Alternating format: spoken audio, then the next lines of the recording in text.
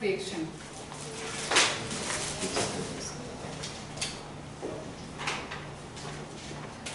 तो रिएक्शंस को हम डिवाइड करते हैं डिफरेंट टाइप से। फर्स्ट है हमारा substitution reaction.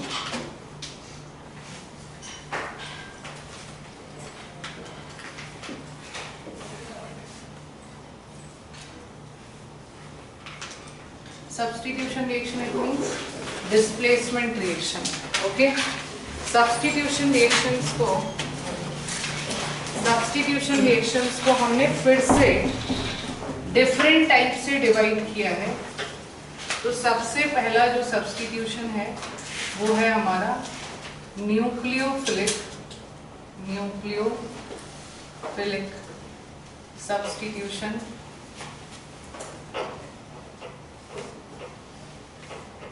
Reaction. Okay, nucleophilic substitution reaction. आप लोग इसको लिखिए मत, या ड्रॉ बाद में करिएगा, पिक ले लीजिएगा, ड्रॉ कर लीजिएगा बाद में, ठीक है। न्यूक्लियोफिलिक सब्स्टिट्यूशन का मतलब देखो क्या है। अगर आपने कोई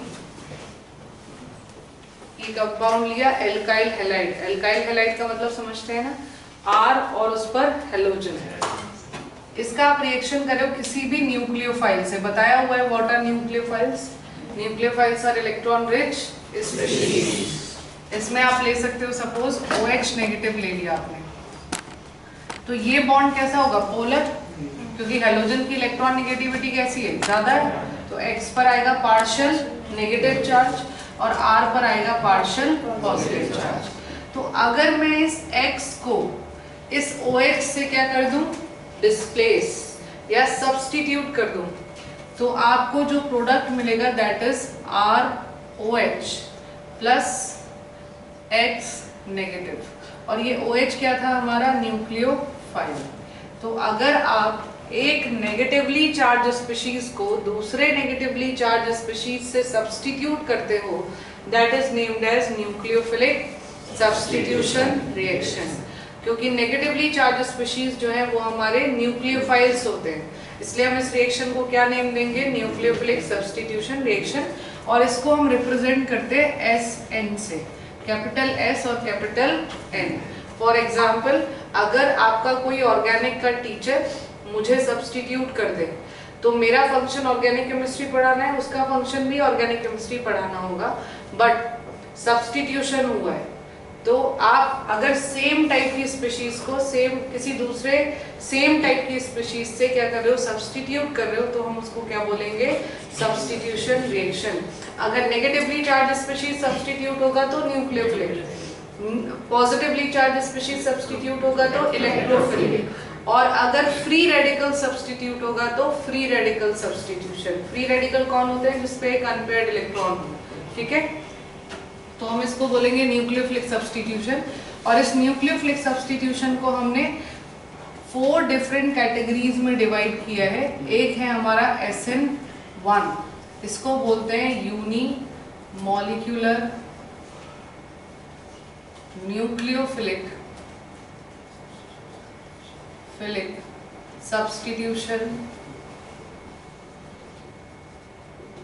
रिएक्शन। ओके, नेक्स्ट है हमारा SN2, बायोमॉलिक्यूलर। यूनिमॉलिक्यूलर की जगह हो जाएगा बायोमॉलिक्यूलर। दूसरा है SNI, इंटरनल न्यूक्लियोफिलिक सब्स्टिट्यूशन। और एक है हमारा ARSN, ये है हमारा aromatic nucleophilic substitution reaction. Okay, benzene ring में होगा ये रिएक्शन, कल आपको बताया था एरोमेटिक कंपाउंड्स। तो अगर न्यूक्लियोफिलिक सब्स्टिट्यूशन किसी एरोमेटिक कंपाउंड में होता है तो हम उसको एरोमेटिक न्यूक्लियोफिलिक सब्स्टिट्यूशन रिएक्शन के नाम से जानते हैं। इसमें जो आपके रिएक्शंस हैं SN1, SN2, SNI, ये पार्ट है कहाँ पर है ये, और ARSNB ये आपके 12th में पढ़ाया जाएगा आपको। मतलब जो आपका फर्स्ट चैप्टर है ना एल्काइल हैलाइड का, उसका ही ये रिएक्शंस है, इसीलिए मैंने एग्जांपल भी देखो एल्काइल हैलाइड का ही लिया था, ठीक है। नेक्स्ट देखो, नेक्स्ट कैटेगरी आता है सब्स्टिट्यूशन में electrophilic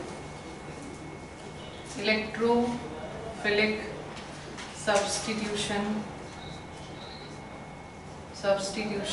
reaction. Electrophilic substitution reaction हमें नॉर्मल कंपाउंड्स में नहीं मिलता, ये किसमें मिलता है? एरोमेटिक में। इसका एक ही कैटेगरी है, that is aromatic electrophilic substitution, ARSE। इसमें क्या होगा, जो भी आपका बेंजीन है उस बेंजीन में H को हम किसी इलेक्ट्रोफाइल से, इलेक्ट्रोफाइल कौन हो सकते हैं? Positively charge species, suppose NO2 positive या फिर Cl पॉजिटिव या फिर Br पॉजिटिव, इससे क्या कर दें? सब्स्टिट्यूट कर दें। तो H पॉजिटिव यहाँ से क्या होगा? रिमूव, और उसकी जगह पर क्या आ जाएगा? NO2, और साथ में क्या मिलेगा? H positive. तो आपने एक पॉजिटिवली चार्ज स्पीशीज को किसी दूसरे पॉजिटिवली चार्ज स्पीशीज से क्या कर दिया है? सब्स्टिट्यूट कर दिया है। इसलिए हम इसको क्या बोलेंगे? Aromatic electrophilic substitution. ठीक है, और ये बेंजीन रिंग में ही हो सकता है बस। Okay, clear. नेक्स्ट है हमारा free radical substitution. Free radical substitution, ये मैं आप लोगों को एल्केन्स में पढ़ाऊंगी, ये आपके एल्केन्स में है। इसका एग्जांपल देखो, अगर हम किसी भी एल्केन, ये एल्केन है, एल्केन का रिएक्शन किसके साथ करूं? किसी हैलोजन के साथ, X2 के साथ, इन प्रेजेंस ऑफ, आपको बताया था होमोलिसिस एंड हाइड्रोलिसिस। तो यहाँ पर मैं कर रही हूँ होमोलिसिस। होमोलिसिस किसकी प्रेजेंस में होती है? हेल्पर की प्रेजेंस में होती है, याद है? और हेल्पर आपके अलग अलग हो सकते हैं। तो होमोलिसिस से आपको मिलेगा X फ्री रेडिकल। तो अगर आप इस H फ्री रेडिकल को यहाँ से रिमूव कर देते हो, किससे? X फ्री रेडिकल से, तो आपको प्रोडक्ट मिल जाएगा alkyl halide plus H free radical. ये H फ्री रेडिकल कंबाइन होगा किसके साथ? X फ्री रेडिकल के साथ, और क्या फॉर्म करेगा? HX। ठीक है, तो आपने H फ्री रेडिकल को किससे सब्स्टिट्यूट कर दिया? X फ्री रेडिकल से, तो हम इसको बोलेंगे फ्री रेडिकल सब्स्टिट्यूशन रिएक्शन। समझ में आया?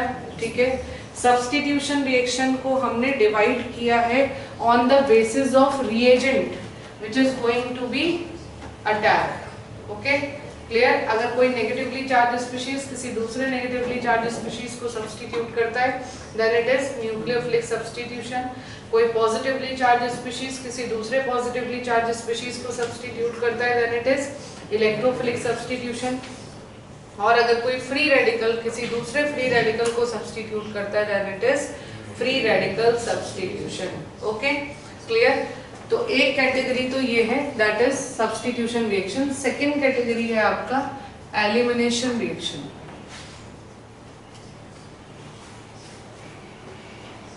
एलिमिनेशन रिएक्शन, एलिमिनेशन रिएक्शन में हम कोई दो एटम्स को या दो से ज्यादा एटम्स को रिमूव कर देंगे। ठीक है, तो सिग्मा बॉन्ड जो है वो आपके कम हो जाएंगे और पाई बॉन्ड जो है वो बढ़ जाएंगे। देखिए, सपोज करिए मैंने आपको दिया है RCH, HCH, X and R'। क्या है ये? X का मतलब क्या है? फ्लोरीन, क्लोरीन, ब्रोमीन और आयोडीन। ठीक है, तो ये मैंने आपको दिया एल्काइल हैलाइड, राइट। अब अगर मैं इस एल्काइल हैलाइड का रिएक्शन करूं किसी स्पीशीज के साथ, कोई भी रिएजेंट मैंने ले लिया यहाँ पर रिएजेंट, और उस रिएजेंट की प्रेजेंस में ये H और ये X यहाँ से क्या हो गए? रिमूव, एलिमिनेट हो गए, बाहर निकल गए। तो क्या रिमूव हो गया? HX। तो अगर सिग्मा बॉन्ड ब्रेक होंगे तो इस कार्बन की वैलेंसी क्या रह जाएगी? इनकम्प्लीट। तो उसको कंप्लीट करने के लिए कार्बन ने क्या किया? RCH, सिग्मा बॉन्ड ऑलरेडी था, एक पाई बॉन्ड और बना लिया। ठीक है, क्लियर। तो इसको बोलते हैं एलिमिनेशन रिएक्शन। मतलब आपने जो सबस्ट्रेट लिया है, ये क्या है आपका? सबस्ट्रेट मॉलिक्यूल है। इस सबस्ट्रेट मॉलिक्यूल से आपने एक छोटा मॉलिक्यूल निकाल दिया, एलिमिनेट कर दिया, चाहे वो HX हो, चाहे वो X2 हो, चाहे वो वाटर हो। ठीक है, एलिमिनेट करने के बाद आपको जो प्रोडक्ट मिलेगा उसमें कोई ना कोई पाई बॉन्ड जरूर इंक्रीज होगा। एलिमिनेशन रिएक्शन में नंबर ऑफ सिग्मा बॉन्ड कम होते हैं और नंबर ऑफ पाई बॉन्ड बढ़ते हैं। ठीक है, क्लियर? तो ये रिएक्शन हम पढ़ने वाले हैं क्योंकि ये एल्कीन्स की प्रिपरेशन में है, हाइड्रोकार्बन्स में आएंगी। एलिमिनेशन रिएक्शन को हम 3 मैकेनिज्म में पढ़ेंगे। एक है हमारा E1, एक है हमारा E2 और एक है हमारा E1CV। E1 is unimolecular elimination reaction. ठीक है। E2 है हमारा bimolecular elimination reaction, and E1CV is unimolecular elimination, and in this reaction conjugate base is formed as intermediate का मतलब समझते हैं आप, जो रिएक्शन के बीच में फॉर्म हो, जैसे कार्बोकैटायन, कार्बेनाइन, फ्री रेडिकल, ये सब क्या है? इंटरमीडिएट। तो इस रिएक्शन में जो इंटरमीडिएट होता है वो होता है कॉन्जुगेट बेस। तो C का मतलब कॉन्जुगेट, B का मतलब बेस। ठीक है। तो एलिमिनेशन रिएक्शन 3 टाइप से होंगी, E1, E2, E1CV। ये मैकेनिज्म मैं आपको एक्सप्लेन करूंगी एल्कीन्स में।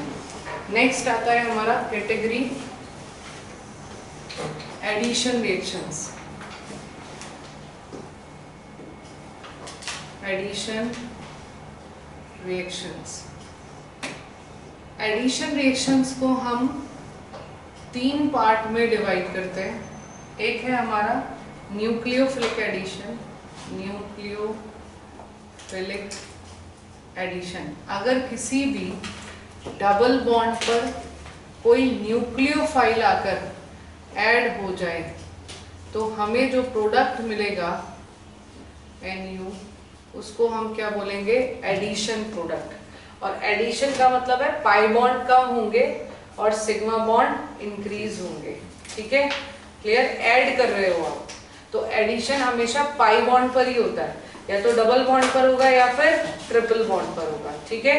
अगर न्यूक्लियोफाइल का एडिशन हो रहा है तो ये न्यूक्लियोफिलिक एडिशन है। नेक्स्ट हमारा होता है electrophilic addition reaction. Electrophilic addition का मतलब है, अगर मैंने आपको कोई एल्कीन दिया RCH डबल बॉन्ड CH2, इसका रिएक्शन मैं किससे कर रही हूँ? HX से। तो ये HX डिसोशिएट होगा, क्या मिलेगा? H positive and H negative. तो पहले जो भी अटैक करेगा इस डबल बॉन्ड पर, अगर वो इलेक्ट्रोफाइल है तो ये इलेक्ट्रोफिलिक एडिशन हो गया, और अगर न्यूक्लियोफाइल अटैक करता है तो न्यूक्लियोफिलिक एडिशन। तो इसको हम बोलेंगे इलेक्ट्रोफिलिक। इलेक्ट्रोफाइल्स क्या होते हैं? Positively charge species. ठीक है। Next free radical addition reaction. इसमें आप किसी भी फ्री रेडिकल का डबल बॉन्ड पर या ट्रिपल बॉन्ड पर क्या कर सकते हो? एडिशन कर सकते हो। अब देखिए, हमें जो पढ़नी है अभी अपने 11th के लिए, एक तो हमें कंप्लीट डिटेल पढ़ना है किसका? एलिमिनेशन रिएक्शंस का। दूसरा हमें पढ़ना है इलेक्ट्रोफिलिक एडिशन रिएक्शंस, और हमें पढ़ना है free radical substitution and electrophilic substitution. ये बेंजीन में आएगा और ये आपके एल्केन्स का है, और ये रिएक्शन ये वाला, this is in your alkene and alkyne. ठीक है। और ये तो पूरा है ही आपके अनसैचुरेटेड हाइड्रोकार्बन की प्रिपरेशन। लिख लीजिए इस फ्लो चार्ट को। ये अभी आपको समझ में नहीं आएगा, जब आप धीरे धीरे चैप्टर पढ़ेंगे ना तब समझ में आएगा।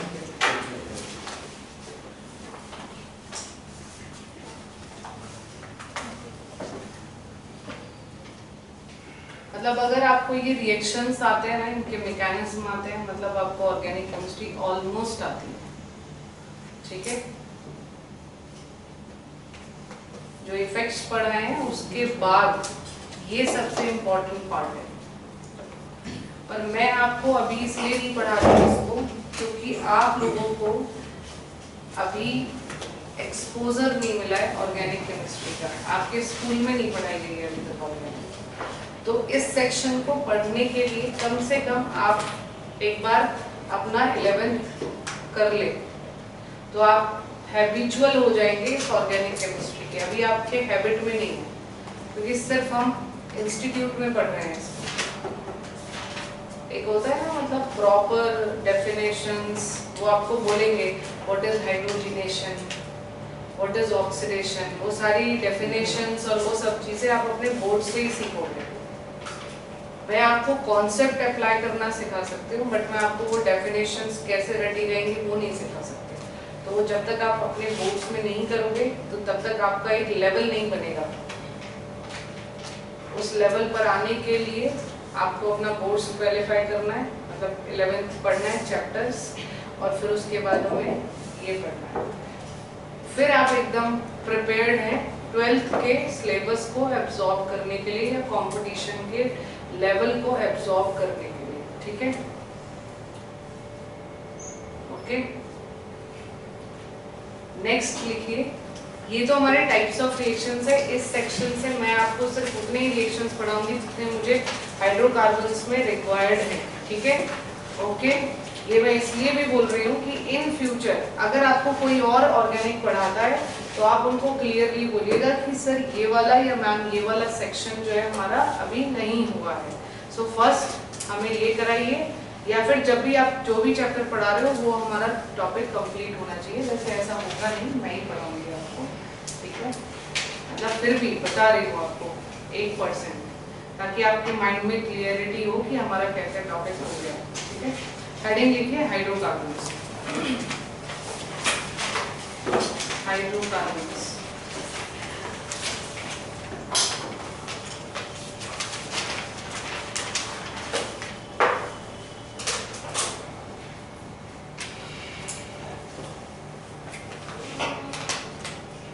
आप लोगों के पास कोई बुक है पढ़ने के लिए, ऐसे साइड बुक है? नहीं? बोलो नहीं है तो मैं आपको एक पीडीएफ सेंड कर देती हूँ, वो सिर्फ आपके रीडिंग के लिए, ठीक है? क्योंकि ऑर्गेनिक केमिस्ट्री जितना मैं पढ़ाती हूँ उतना तो आपको कंपल्सरीली आना ही चाहिए, प्लस थोड़ा सा होता है ना कि हमें बेसिक कुछ चीज़ें पता होनी चाहिए, कुछ उसके पीछे के सेंटेंस पता होने चाहिए, तो वो आप रीड करने के लिए उस पीडीएफ को यूज़ कर सकते हैं। वो GRB OP टंडन का पीडीएफ है, वो मैं आपको सेंड कर दूँगी, उससे आप पढ़ लीजिएगा। आपको जो इफेक्ट्स पढ़ाए हैं वो भी थोड़े क्लियर हो जाएंगे और उसमें कुछ क्वेश्चंस भी दिए होंगे, वो भी आप सॉल्व कर सकते हैं, ठीक है? Hydrocarbons, compounds of carbon and hydrogen, compounds of carbon and hydrogen,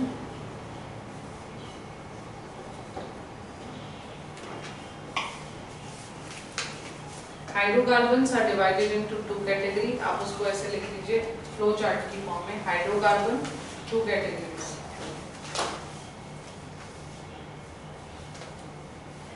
जो डेफिनेशन लिखी है उसी को डिवाइड कर लो या फिर अलग से लिख लो हाइड्रोकार्बन। इसमें लिखिए, फर्स्ट में लिखिए alicyclic, acyclic, not alicyclic, acyclic, open chain, acyclic, open chain, and cyclic, second वाला है cyclic, closed chain। acyclic को डिवाइड करिए सैचुरेटेड एंड अनसैचुरेटेड में। acyclic को डिवाइड करिए सैचुरेटेड एंड अनसैचुरेटेड। सैचुरेटेड में लिखिए carbon carbon single bond, saturated में लिखेंगे carbon carbon single bond and CH bond is present, ठीक है? अनसैचुरेटेड में लिखेंगे carbon carbon double bond, carbon carbon triple bond and CH bond, okay?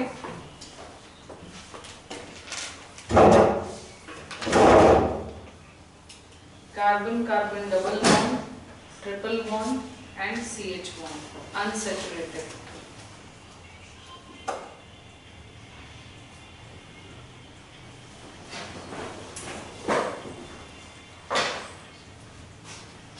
Saturated में लिखिए, सैचुरेटेड एरो लगाकर alkanes, saturated hydrocarbons are alkanes.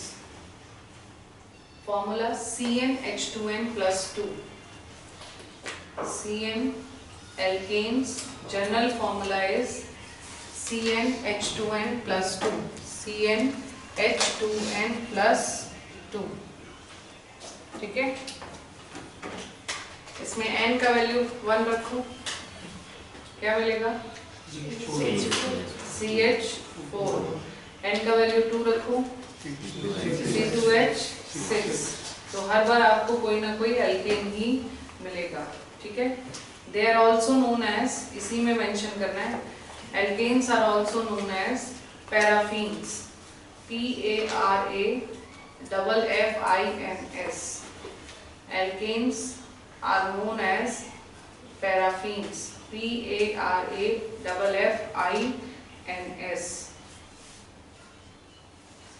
Para मतलब little, fins मतलब affinity, मतलब लेस रिएक्टिव होते हैं, इसलिए बोलते हैं इनको paraffins. In alkanes hybridisation state of carbon atom is sp3, देखो carbon atom hybridisation state sp3। Shape कैसा होगा, tetrahedral, bond angle 109.5 degree.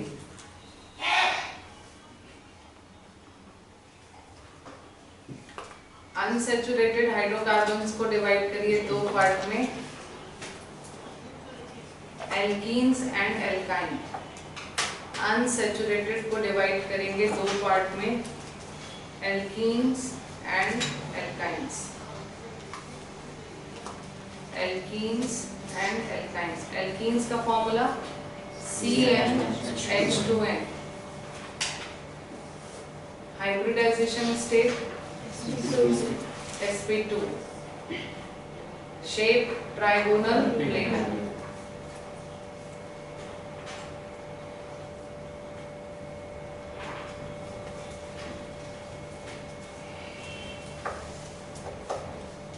Alkynes, general formula CnH2n-2,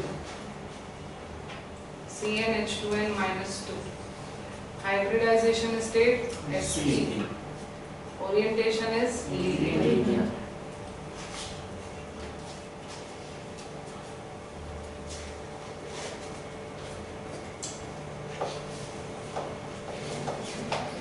देखिए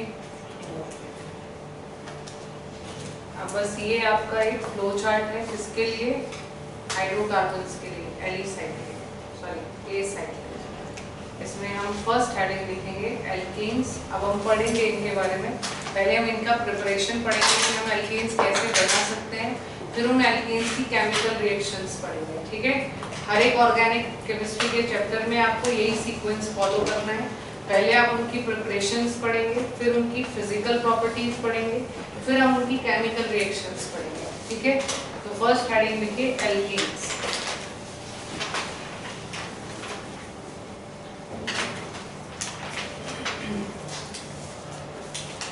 लिखिए occurrence, occurrence और natural source of alkenes, occurrence और natural source of alkenes।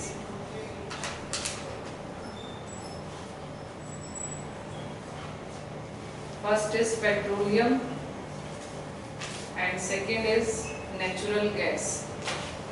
कहाँ से मिलते हैं हमें alkenes, petroleum and natural gas।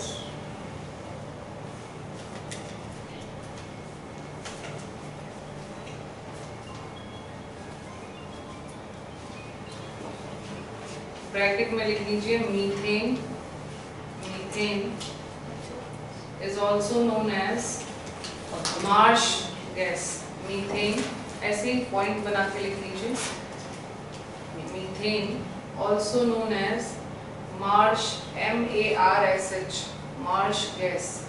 क्यों? क्योंकि हमें मार्शी प्लेसेस में मिलती है, ठीक है। It is also used as a fuel, ये तो पता होगा आप लोगों को, methane is used as a fuel.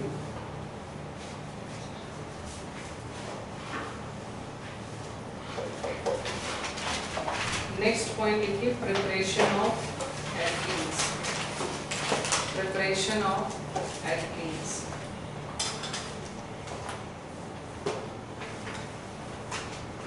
First लिखिए, from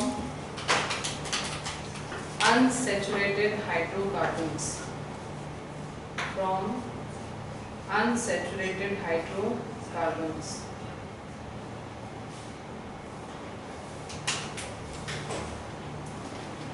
that is alkenes and alkynes. Unsaturated hydrocarbons, that is alkenes and alkynes.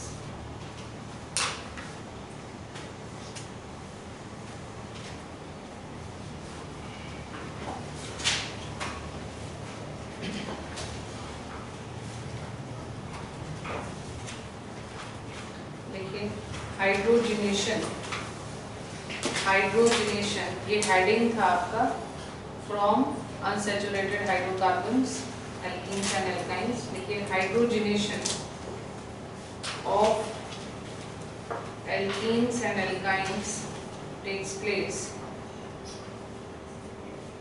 in presence of different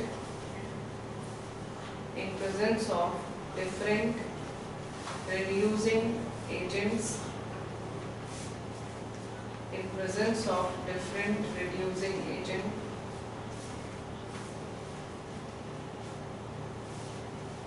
bracket में mention करिए, hydrogenation is addition of hydrogen, hydrogenation is addition of hydrogen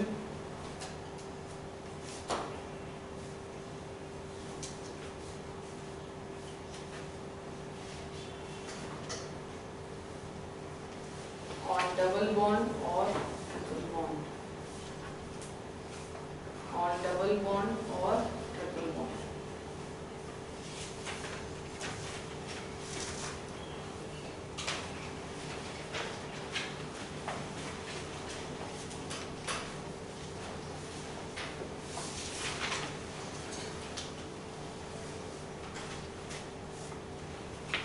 देखिए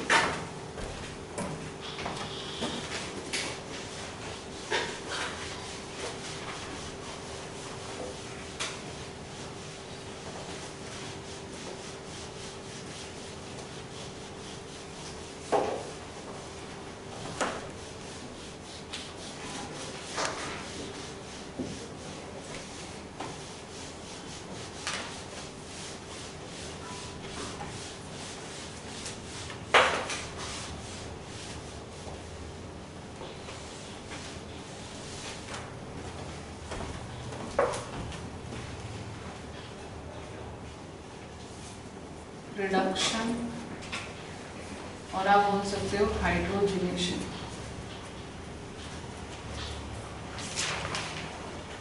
of alkenes and alkynes. Okay, hydrogenation का मतलब होता है addition of H2। देखिए इधर आपको मैंने कोई एल्कीन दिया है R, या आप सिंपल एग्जांपल लीजिए CH2 डबल बॉन्ड CH2, इसका रिएक्शन आप कर रहे हो किसी भी रिएजेंट के साथ में जो आपको H2 मॉलिक्यूल से हाइड्रोजन सप्लाई करे, ठीक है। H2 का यहाँ पर क्या होगा addition, it will give you CH3 single bond CH3। ये जो आपका H2 मॉलिक्यूल है ये H2 जाकर इस डबल बॉन्ड पर क्या हो जाएगा, एडिशन हो जाएगा, ठीक है। तो ये बॉन्ड ब्रेक होगा, एक हाइड्रोजन इस कार्बन पर और एक हाइड्रोजन इस कार्बन पर। अभी इसका हाइब्रिडाइजेशन स्टेट क्या है, sp2, और जैसे ही एडिशन होगा तो आपको हाइब्रिडाइजेशन स्टेट क्या मिल जाएगा, sp3। इसका जनरल फॉर्मूला है CnH2n और यहाँ पर हो जाएगा CnH2n+2। आपने 2 हाइड्रोजन इसमें क्या कर दिए, ऐड। ये दिया हुआ था आपको इथीन, ओके, ये दिया हुआ है आपको इथेन। इसी को हम हाइड्रोजनेशन बोलते हैं, that is addition of hydrogen. ठीक है, अब ये जो एडिशन ऑफ हाइड्रोजन है ये रिएजेंट्स की प्रेजेंस में होता है और उन रिएजेंट्स को हम बोलते हैं रिड्यूसिंग एजेंट। ठीक है, तो देखिए फर्स्ट जो रिड्यूसिंग एजेंट है वो है हमारा कैटालिटिक रिडक्शन। कैटालिटिक रिडक्शन का मतलब है आप यूज करोगे H2 in presence of D block elements. मालूम है ना आपको डी ब्लॉक एलिमेंट्स क्या होते हैं, प्लैटिनम, पैलेडियम, या फिर आप निकल यूज कर सकते हो, या फिर आप रोडियम यूज कर सकते हो इन प्रेजेंस ऑफ हीट। ये तरीका है रिएजेंट्स को लिखने का। H2 के साथ में क्या होगा, प्लैटिनम या फिर पैलेडियम या फिर Ni और RH। ठीक है, या फिर आप इसकी जगह पर यूज कर सकते हो, ये एक कैटेगरी है कैटालिटिक रिडक्शन की। सेकेंड कैटेगरी है H2 in presence of PD with carbon. Carbon मतलब कार्बन ब्लैक हो सकता है या फिर चारकोल हो सकता है, चारकोल। ओके, या आप इसको कार्बन ब्लैक ही लिख लेना। C फॉर कार्बन है, ये कुछ भी हो सकता है, कार्बन ब्लैक भी हो सकता है, चारकोल भी हो सकता है, नॉर्मल कार्बन भी आप यूज कर सकते हो, या फिर आप यहाँ पर यूज कर सकते हो थर्ड रेने निकल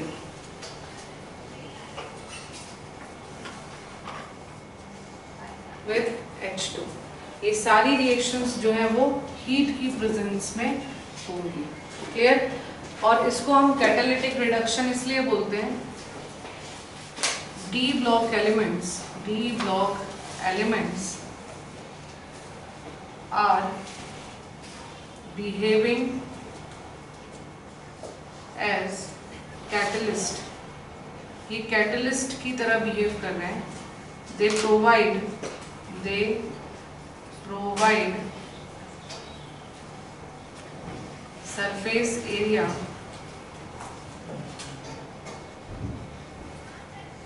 for adsorption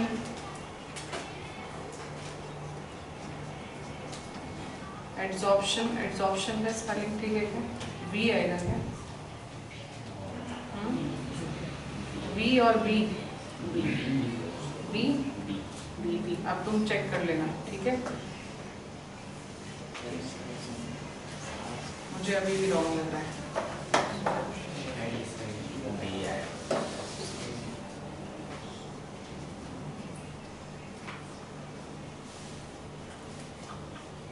ठीक है, चेक कर लेना एक बार। Area for adsorption of H2 and alkene और एल्काइन। ठीक है, एल्कीन और एल्काइन के एड्सॉर्प्शन के लिए ये एरिया प्रोवाइड करेगा। ठीक है, इसलिए हम इनको क्या बोल रहे हैं, कैटलिस्ट बोल रहे हैं। और ये क्यों कैटलिस्ट की तरह बिहेव करते हैं, क्योंकि इनके पास क्या प्रेजेंट है, वेकेंट डी ऑर्बिटल। तो वेकेंट डी ऑर्बिटल होने की वजह से ये कैटलिस्ट की तरह बिहेव करेंगे। एग्जाम्पल देखो इसका, मैंने आपको दिया है alkene CH3 CH double bond CH2। कौन सी एल्कीन है, प्रोपीन। इसका रिएक्शन आप H2 के साथ कर रहे हो इन प्रेजेंस ऑफ PT और PD और Ni एंड हीट। कोई भी आप डी ब्लॉक एलिमेंट यहाँ पर यूज कर सकते हो। तो ये जो हाइड्रोजन है ये जाकर इस डबल बॉन्ड पर क्या हो जाएगा, ऐड। देखो रिएक्शन कैसे होगी, ये जो कार्बन एटम है इसका हाइब्रिडाइजेशन स्टेट है sp2, ये भी कार्बन एटम कैसा है, sp2। क्लियर? तो मैं इसको ऐसे रिप्रेजेंट कर सकती हूँ, CH3C सिंगल बॉन्ड CH2, यहाँ पर प्रेजेंट होगी p ऑर्बिटल, राइट। और इन p ऑर्बिटल्स में साइडवेज ओवरलैपिंग है, ये सिग्मा और ये पाई बॉन्ड। ठीक, क्लियर? साथ ही साथ हाइड्रोजन मॉलिक्यूल जो है वो आपका H, सिंगल बॉन्ड H, ये इसका एटम है और ये इसका एटम है। यहाँ पर प्रेजेंट होगा शेयर्ड पेयर इलेक्ट्रॉन। तो आपने जो कैटलिस्ट यूज किया है उस कैटलिस्ट ने क्या प्रोवाइड किया? Surface area. ये है आपका प्लैटिनम, या फिर आप बोल सकते हो पैलेडियम, या फिर आप बोल सकते हो Ni। ठीक है, this is your catalyst. It is providing surface area. अब इसकी सरफेस पर क्या होंगे? इनके एटम्स होंगे। प्लैटिनम का एटम होगा, एटम में क्या प्रेजेंट होगा? Vacant d orbital. और d ऑर्बिटल कैसा होता है? इस टाइप का हो सकता है, बोलो। टेट्रालोब्ड होता है ना d ऑर्बिटल। तो ये आपका d ऑर्बिटल सपोज करो यहाँ पर प्रेजेंट है एक एटम का। ऐसे बहुत सारे एटम्स यहाँ सरफेस पर प्रेजेंट होंगे और उनके पास, हर एक के पास क्या प्रेजेंट होगा? d orbital. अब ये d ऑर्बिटल इस p ऑर्बिटल के साथ क्या करेगा? इंटरेक्शन। ठीक है, जिसकी वजह से ये बॉन्ड यहाँ से क्या हो जाएगा? ब्रेक। क्लियर? और एक और d ऑर्बिटल यहाँ पर किसके साथ इंटरेक्शन करेगा? इस H2 मॉलिक्यूल के साथ में। क्लियर? और ये आकर इसकी सरफेस पर क्या हो गए? एब्जॉर्ब हो गए। ठीक, जब ये रिएक्शन प्रोसीड होगी तो ये बॉन्ड ऑटोमेटिकली क्या हो जाएंगे? ब्रेक हो जाएंगे। ठीक है, ये HH का बॉन्ड भी क्या हो जाएगा? ब्रेक। अब ये हाइड्रोजन्स जो हैं वो एटॉमिक स्टेट में प्रेजेंट होंगे। कैसा होगा? देखो कंडीशन, ये आपका p ऑर्बिटल और इस p ऑर्बिटल के साथ में जो कार्बन है CH, CH2, इनके p ऑर्बिटल्स ने क्या बनाया हुआ है? सॉरी, d ऑर्बिटल, इसने क्या बनाया हुआ है? बॉन्डिंग। क्लियर? तो इनका जो पाई बॉन्ड था वो ब्रेक हो चुका है और यहाँ पर जो दूसरा d ऑर्बिटल है उसने हाइड्रोजन के साथ में क्या बनाया हुआ है? Bond H and H। समझ में आया? क्लियर? तो सरफेस पर, कैटलिस्ट के सरफेस पर एब्जॉर्ब होने की वजह से ये पाई बॉन्ड और सिग्मा बॉन्ड्स का क्या हो गया? क्लीवेज हो गया। अब आपको सिस्टम को एक्सटर्नल बॉन्ड एनर्जी प्रोवाइड करने की जरूरत नहीं है। आप अगर इस रिएक्शन को प्रोसीड करना चाहते तो आपको इसमें पहले कुछ एनर्जी देनी पड़ती, जिससे आपका वो पाई बॉन्ड ब्रेक होता और H2 मॉलिक्यूल का भी बॉन्ड क्या होता? ब्रेक होता। ठीक है, H2 किस में कन्वर्ट होता? एटॉमिक स्टेट में। क्लियर? तो कंडीशन कुछ ऐसी है, देखो आप ऐसा मान लीजिए कि ये सरफेस है कैटलिस्ट की, तो कैटलिस्ट की सरफेस पर ही बॉन्ड प्रेजेंट होगा। ऐसे एल्कीन आकर इस पर एब्जॉर्ब हो जाएगी, बॉन्डिंग कर लेगी। ऐसे ही यहाँ पर H2 आकर बॉन्डिंग कर लेगा। ठीक, और वो फिर ब्रेक होके एटॉमिक स्टेट में चले गए। एटॉमिक स्टेट स्टेबल नहीं होता है और ये एल्कीन का भी जब बॉन्ड ब्रेक हो गया तो ये भी अनस्टेबल स्टेट में है, क्योंकि ये जो d ऑर्बिटल है ये तो इनको इलेक्ट्रॉन्स प्रोवाइड नहीं करेंगे। अब ये अनस्टेबल स्टेट में इस सरफेस पर मूव कर रहे हैं। कैसे मूव कर रहे होंगे? क्योंकि यहाँ पर n नंबर ऑफ एटम्स हैं, हर एक एटम के पास वेकेंट d ऑर्बिटल होगी, तो कंटिन्यूसली वो अपनी पोजीशन को क्या कर रहे होंगे? चेंज। अभी इस d ऑर्बिटल के साथ इंटरेक्शन है, फिर दूसरे d ऑर्बिटल के साथ इंटरेक्शन होगा, ऐसे जंप करते करते कंटिन्यूसली उनकी पोजीशन क्या हो रही होगी? चेंज। ये तब तक होगा जब तक ये दोनों एक दूसरे के साथ इंटरेक्शन में नहीं आते। जैसे ही ये p ऑर्बिटल्स इन हाइड्रोजन के साथ इंटरेक्शन में आएंगे तो इनके बीच में क्या हो जाएगा? Bond formation. ठीक है, कौन सा बॉन्ड फॉर्म होगा? Sigma bond. और ये हाइड्रोजन यहाँ पर जाकर बॉन्ड फॉर्म करेगा तो आपको क्या मिलेगा? आपको मिलेगा CH3 CH single bond CH2 and H। Correct? Clear? क्या मैं ऐसा बोल सकती हूँ कि दोनों हाइड्रोजन जो है वो सेम साइड से ही ऐड होंगे? एल्कीन था ना, तो एल्कीन तो ट्राइगोनल प्लेनर होता है, राइट? और उसके ये दो p ऑर्बिटल मान लीजिए आप, ऐसे दो p ऑर्बिटल्स हैं और ये सरफेस है कैटलिस्ट की। यहाँ पर ये एल्कीन जो है पाई बॉन्डिंग या पार्शियल बॉन्डिंग में एब्जॉर्ब हुआ है। अब जब ये मूव कर रहा है इसकी सरफेस पर, तो हाइड्रोजन जो आकर इस पर ऐड होंगी वो इसी साइड से ऐड होंगी ना। ऐसा नहीं हो सकता कि एक हाइड्रोजन इस साइड से ऐड हो और एक हाइड्रोजन ऑपोजिट साइड से ऐड हो। समझ में आया? तो एडिशन ऑफ हाइड्रोजन यहाँ पर कैसा है, सेम साइड से है, तो हम इसको बोलते हैं सिन एडिशन। अंडरस्टूड? अगर एक hydrogen below the plane attack करता है और दूसरा hydrogen above the plane attack करता है तो हम उसको बोलते हैं एंटी एडिशन। ठीक है, मतलब एक हाइड्रोजन को मैं वेज पर बनाती और दूसरे हाइड्रोजन को डैश पर बनाती तो होता एंटी एडिशन। अगर दोनों हाइड्रोजन जो है वो आपके वेज पर हो या फिर दोनों हाइड्रोजन किस पर हो, डैश पर हो, तो हम उसको बोलेंगे सिन एडिशन। समझ में आया पॉइंट? बोलो। ठीक है, तो यहाँ पर एडिशन हो जाएगा किसका, addition of H2 takes place. Addition of H2 को क्या बोलते हो, रिडक्शन बोलते हो ना। और रिडक्शन को हम केमिस्ट्री, ऑर्गेनिक केमिस्ट्री में क्या बोल रहे हैं, हाइड्रोजिनेशन। Hydrogenation, okay, clear. और ये जो रिडक्शन है और एडिशन ऑफ H2 है, it is syn addition. Syn addition, both hydrogen atoms add from same side of double bond। ठीक है, क्लियर। प्रोडक्ट आपको क्या मिल गया, एल्केन। प्रोडक्ट क्या है हमारा, एल्केन। तो अगर कभी भी आपको कैटालिटिक रिडक्शन दिया गया है तो कैटालिटिक रिडक्शन में मैक्सिमम टाइम हमें क्या दिया जाता है, डी ब्लॉक एलिमेंट्स। और डी ब्लॉक एलिमेंट्स की प्रेजेंस में हाइड्रोजिनेशन होगा, that is addition of hydrogen and it is syn addition. ठीक है, क्लियर। एक और रिएक्शन देखो इसका, ये अभी आपको बाद में समझ में आएगा मैं ये क्यों बोल रही हूँ सिन और anti. CH3 CH double bond CH CH3, ये आपको एल्कीन दिया हुआ है। मैंने इसका रिएक्शन किया D2 के साथ इन प्रेजेंस ऑफ प्लैटिनम और पैलेडियम और Ni, कुछ भी आप यूज कर सकते हो, और आपको थोड़ी सी हीट की भी रिक्वायरमेंट होगी। तो मैं यहाँ पर हाइड्रोजन की जगह पर क्या यूज कर रही हूँ, ड्यूटीरियम।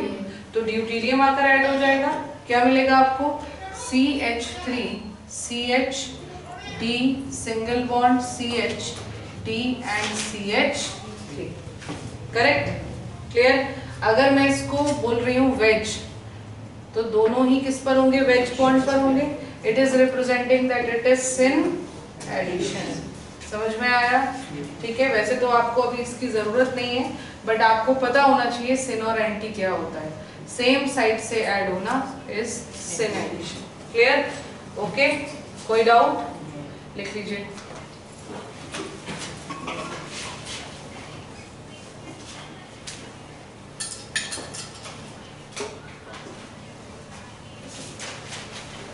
कुछ समझ में आ रहा है आपको?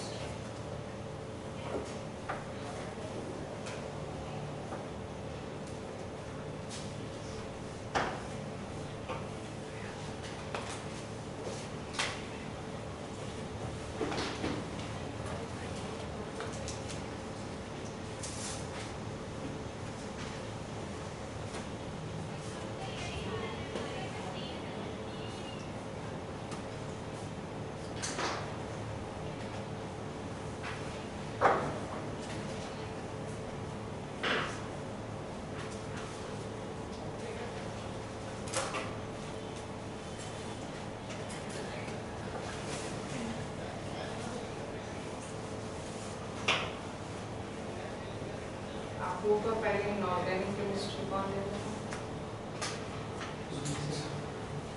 Inorganic Sujeet sir. और फिजिकल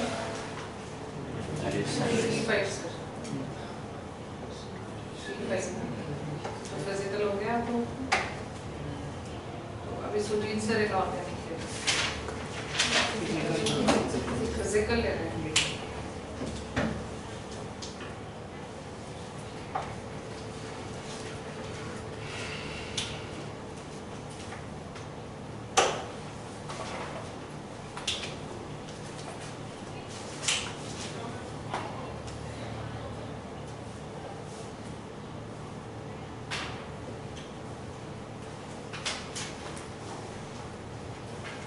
लोगों का कुछ सिलेबस पेंडिंग है क्या बायो में? बायो वाले स्टूडेंट्स का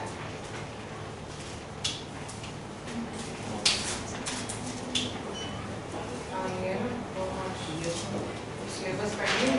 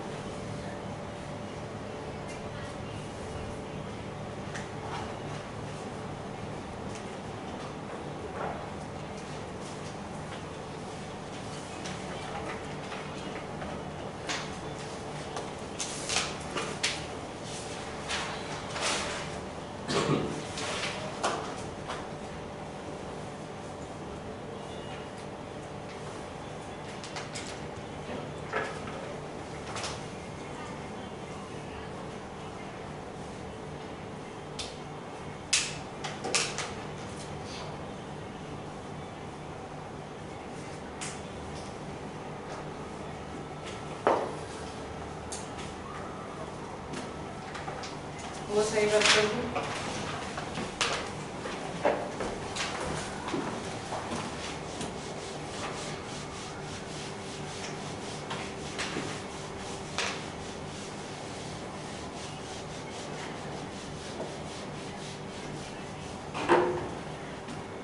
देखिए अगर आपको कोई साइक्लिक रिंग दिया है, इसका रिडक्शन करते हैं आप H2 in presence of Pt और Pt और Ni, कुछ भी आप यूज कर सकते हो इन प्रेजेंस ऑफ हीट। तो क्या होगा, यहाँ से ये बॉन्ड क्या हो जाएगा, ब्रेक।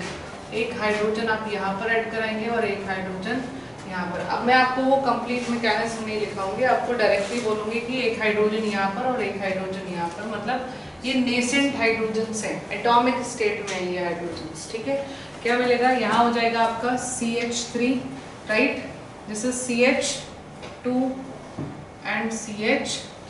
समझ में आया पॉइंट, यस और नो? नेक्स्ट देखो, मैंने आपको दिया हुआ है ये एल्कीन, इसका रिएक्शन मैंने किया H2 के साथ इन प्रेजेंस ऑफ Pd और Pt और Ni, और आप इसको हीट कर रहे हो। तो सबसे पहले क्या होगा, ये पाई बॉन्ड ब्रेक हो जाएगा, करेक्ट। एक हाइड्रोजन आप यहाँ पर ऐड कराओगे और एक हाइड्रोजन यहाँ पर, क्या मिलेगा आपको, साइक्लोहेक्सेन। इसका फॉर्मूला क्या होगा, ये होगा आपका C6H10, ये हो जाएगा C6H12। अब आप इसका अगर फिर से H2 के साथ इन प्रेजेंस ऑफ Pd और Pt और Ni के साथ रिएक्शन करते हो तो ये बॉन्ड यहाँ से ब्रेक हो जाएगा और क्या मिलेगा आपको, CH3 एंड CH3, क्या बोलोगे इसको, N-हेक्सेन। समझ में आया? ठीक है, क्लियर है, बोलो कोई डाउट है? नहीं। तो हम किसी भी एल्कीन को, अगर कोई रिंग है तो उसको स्ट्रेट चेन में कन्वर्ट कर सकते हैं। साइक्लिक रिंग है और विद डबल बॉन्ड है तो उसको पहले साइक्लिक रिंग के एल्केन में, मतलब साइक्लो एल्केन में कन्वर्ट कर सकते हैं, और फिर उस साइक्लो एल्केन को नॉर्मल स्ट्रेट चेन में भी कन्वर्ट कर सकते हैं बाय दिस रिडक्शन। नेक्स्ट देखिए,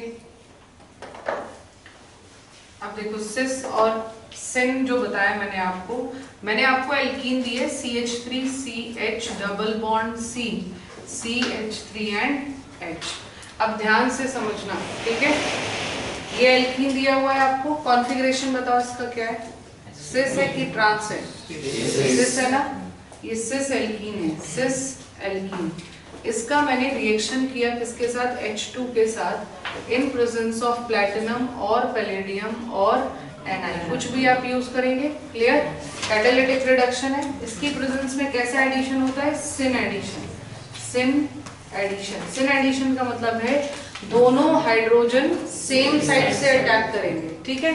तो आप ऐसा मान लीजिए कि मैं आपको यहाँ H2 नहीं दे रही हूँ, क्या दे रही हूँ, D2 दे रही हूँ। अगर सेम साइड से अटैक कर रहे हैं तो हो सकता है बिलो द प्लेन अटैक कर रहे हो, मतलब ये एल्कीन है आपका, ये ट्राइगोनल प्लेनर, यहाँ पर CH3H, CH3 एंड H, तो इस साइड से अटैक हो रहा है, that is below the plane. तो आप इसको बोलोगे डैश बॉन्ड, और जो यहाँ पर हाइड्रोजन्स होंगे वो ऊपर चले जाएंगे, क्योंकि पहले तो ट्राइगोनल प्लेनर ओरिएंटेशन थी, अब जैसे ही आप टेट्राहेड्रल में चेंज करोगे तो ये जो बॉन्ड है ये शिफ्ट होके ऊपर चला जाएगा ना, रिपल्शन की वजह से। आप जो ओरिएंटेशंस बनाते हो वो बॉन्ड पे रिपल्शन की वजह से ही तो बनाते हो ना। तो ये पहले ट्राइगोनल प्लेनर ओरिएंटेशन में था, ऐसा, क्लियर? अब रिपल्शन, जैसे ही यहाँ से हाइड्रोजन आएगा वो हाइड्रोजन इसको रिपेल करके या ड्यूटेरियम रिपेल करके कहाँ भेज देगा, अबव द प्लेन, और दूसरा हाइड्रोजन आकर यहाँ पर अटैच हो जाएगा, करेक्ट? क्लियर, समझ में आया? तो क्या मैं इसको ऐसे लिख सकती हूँ, एकदम ध्यान से समझना वरना कंफ्यूज हो जाओगे। CH3, अगर ड्यूटेरियम बिलो द प्लेन है तो यहाँ पर ड्यूटेरियम होगा डैश पर, करेक्ट? यहाँ पर भी ड्यूटेरियम कहाँ पर होगा, डैश पर। यहाँ पर होगा वेज पर हाइड्रोजन, यहाँ पर होगा वेज पर हाइड्रोजन। क्या ये एक्लिप्स्ड कन्फर्मेशन है? सही है ना, करेक्ट? और क्या मैं एक्लिप्स्ड को फिशर में लिख सकती हूँ? लिख सकते हैं ना एक्लिप्स्ड को फिशर में। ये एक्लिप्स्ड कन्फर्मेशन है, और इस एक्लिप्स्ड को मैं फिशर में लिख रही हूँ। तो फिशर में कैसे लिखेंगे, ये आ गया आपका CH3 CH3, करेक्ट? यहाँ पर क्या प्रेजेंट है, H, और डैश पर है ड्यूटेरियम, H और डैश पर है ड्यूटेरियम। अब आप इस बॉन्ड को, इस मॉलिक्यूल को वेज बॉन्ड के डायरेक्शन में रोटेट करते हो, जैसे ही रोटेट करोगे क्या मिलेगा, CH3 CH3, यहाँ पर H H D and D। कौन सा कॉन्फ़िगरेशन दिख रहा है आपको, एरिथ्रो और थ्रियो? एरिथ्रो ना, एरिथ्रो। अब देखो कंक्लूजन क्या निकला है, कंक्लूजन ये निकला है कि सिस एल्कीन पर अगर मैं कभी भी सिन एडिशन कराऊंगी तो मुझे जो प्रोडक्ट मिलेगा वो होगा तो एल्केन ही, बट वो threo configuration, sorry erythro configuration में होगा, ठीक है? सिस एल्कीन पर सिन एडिशन कराएंगे तो एरिथ्रो प्रोडक्ट मिलेगा, ठीक है ना, क्लियर? सिस एल्कीन पर syn addition give you erythro, ये कंक्लूजन है, ठीक है? बाकी प्रोडक्ट तो एल्केन ही है ना ये भी, ओके? अब एक और पॉइंट देखो, ये रब कर दूं,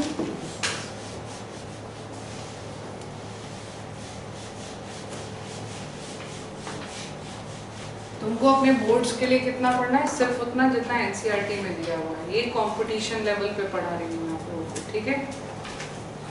नेक्स्ट देखो, मैंने दिया आपको CH3C H double bond C H and CH3, कौन सा एल्कीन है, ट्रांस। इसका रिएक्शन मैंने किया D2 के साथ इन प्रेजेंस ऑफ प्लैटिनम, पैलेडियम और Ni एंड हीट। कैसा एडिशन होगा, सिन। देखो ध्यान से, ये आपका CH3 CH3, और यहाँ हाइड्रोजन वेज पर चला गया तो ड्यूटेरियम कहाँ पर होगा, डैश पर। यहाँ पर हाइड्रोजन वेज पर है तो ड्यूटेरियम डेफिनेटली कहाँ पर होगा, डैश पर। ये किसको रिप्रेजेंट कर रहा है, सिन एडिशन को, करेक्ट है ना, क्योंकि दोनों ड्यूटेरियम सेम ही साइड से ऐड हो रहे हैं, बिलो द प्लेन प्रेजेंट है। ये तो ट्राइगोनल प्लेनर ही है, बस आपने जो अटैक कराया वो बिलो द प्लेन कराया। एक हाइड्रोजन इस डायरेक्शन में चला गया और एक हाइड्रोजन इस डायरेक्शन में चला गया, ठीक है। अब स्टैगर्ड से हम कभी भी फिशर नहीं लिखते हैं। लिखते हैं क्या स्टैगर्ड से फिशर? नहीं, हमेशा किससे लिखते हैं? एक्लिप्स से। तो मैं पहले इसे 180 डिग्री से रोटेट कर दूं, इसको रोटेट करेंगे हम 180 डिग्री से। तो मैं रोटेट कर रही हूँ इसको, देखो CH3, ये यहाँ पर सेम ही रहेगा, H और डैश पर क्या प्रेजेंट है? ड्यूटेरियम। जब आप इसको रोटेट करोगे, ऊपर लेकर जाओगे CH3 को, तो ड्यूटेरियम आ जाएगा वेज पर और हाइड्रोजन चला जाएगा डैश पर। Deuterium is on wedge and hydrogen is on dash. This is CH3। ये है आपका एक्लिप्स्ड। अब एक्लिप्स्ड को हम किस में लिख सकते हैं? फिशर में लिख सकते हैं, फिशर। तो फिशर देखो एक्लिप्स्ड का क्या होगा, डायरेक्टली लिख रही हूँ मैं, इसको आप ऐसे लिखो, ऐसे रखा हुआ है, ऐसे रख दोगे, ठीक है। तो CH3 CH3, वेज पर कौन है? H and D, dash dash पर कौन है? D and H। बताओ कौन सा कॉन्फ़िगरेशन दिख रहा है? ठीक है। तो ये MCQs के लिए हमारा पॉइंट है, वो मैं बताऊंगी कहाँ पर यूज करना है। MCQs में आपसे वो प्रोडक्ट पूछेंगे, इसमें से कोई एक। तो सिस एल्कीन पर जब सिन एडिशन होता है, सिन एडिशन, तो हमें प्रोडक्ट मिलता है एरिथ्रो, ठीक है। इसको आप क्लाउड में लिख लेंगे।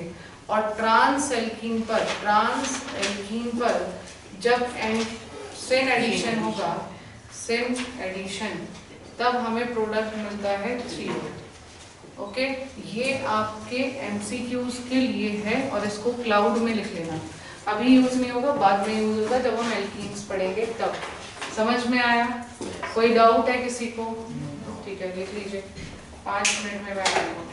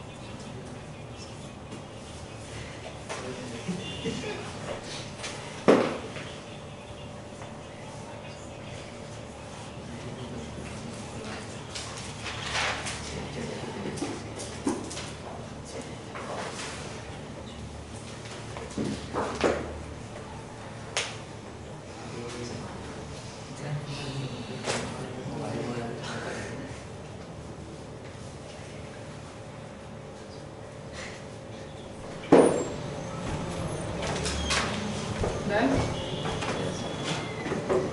Next लिखो हाइड्रोजनेशन का ही सेकेंड पॉइंट है, ये आपने कैटालिटिक रिडक्शन से किया। सेकेंड लिखिए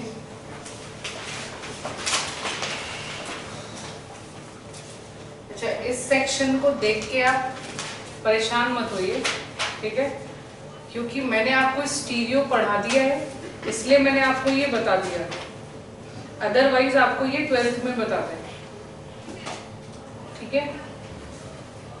स्टीरियो मैंने आपको पढ़ा दिया इसलिए मैंने आपको ये रिलेट कर दिया कि हमें कहाँ पर स्टीरियो की जरूरत है, ये उसका एप्लीकेशन पार्ट है, वरना आपको 12th में पढ़ाया जाता कि ये सिन एडिशन है या एंटी एडिशन है। अभी मैं यूज करूंगी इसको एल्कीन में भी, ठीक है। नेक्स्ट लिखिए हाइड्रोजनेशन और सेकेंड पॉइंट लिखिए reduction of alkene in presence of reducing agent metal with acid, reducing agent metal with acid। क्या होता? एल्कीन और एल्काइन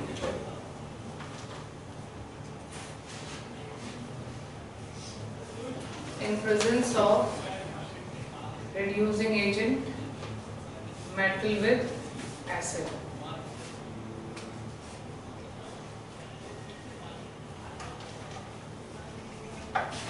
ठीक है। थर्ड पॉइंट, नेक्स्ट पॉइंट देखिए प्रिपरेशन ऑफ एल्केन्स। इसमें आप लोगों को अभी कोई रिएक्शन मेंशन नहीं करनी है, मैं अभी जो नेक्स्ट टॉपिक करा रही हूँ उसमें आपको रिएजेंट्स बताऊंगी, तो आपको खुद ब खुद समझ में आ जाएगा कि इन रिएजेंट्स का फंक्शन क्या है, प्रोडक्ट हर किसी में आपको एल्केन ही मिलेगा। नेक्स्ट लिखिए by reduction of alkyl halide, preparation of alkanes by reduction of alkyl halide, preparation of alkanes by reduction of alkyl halide।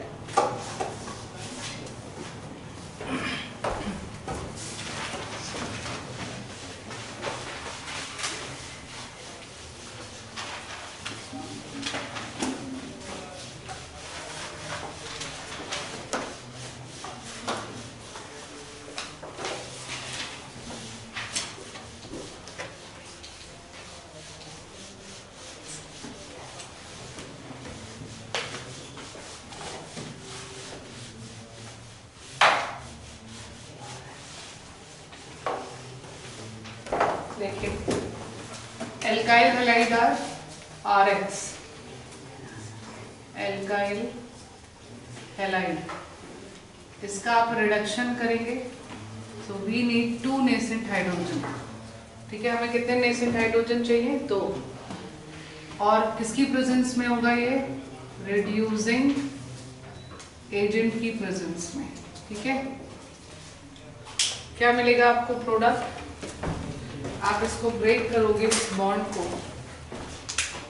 ये बॉन्ड यहां से break, 1 nascent hydrogen on this carbon chain, 1 nascent hydrogen on this halogen. ठीक है, product क्या मिलेगा बोलो? RH plus HX, इसको बोलेंगे हम एल्केन। अंडरस्टूड?